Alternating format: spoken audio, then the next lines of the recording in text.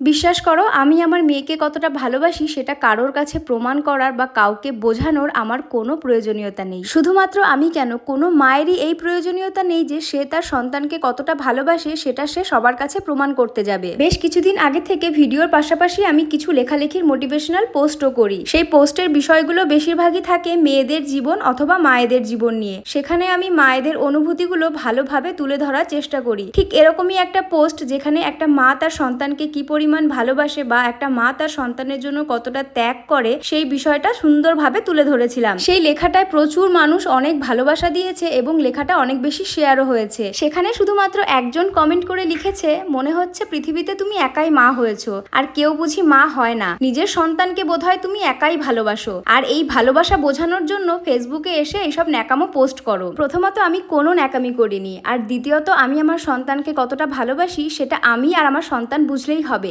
পৃথিবীর আর কেউ যদি নাও বোঝে তাতেও আমার কোনো সমস্যা নেই। সেই লেখাটায় আমি শুধুমাত্র একটা মায়ের মনের আবেগগুলোকে তুলে ধরার চেষ্টা করেছিলাম। আমার সেই পোস্টের শেয়ার দেখলেই বোঝা যায় কত মাই আমার সেই লেখার সাথে একমত। তাই আপনার উদ্দেশ্যে বলা, নিজের ছোট চিন্তা ভাবনাকে একটুখানি বদলান এবং নিজেকে একটু উন্নত করুন। আর সবার উদ্দেশ্যে একটাই কথা, আমার কাজের জায়গাটাকে দয়া করে কাজের জায়গার মতোই দেখো।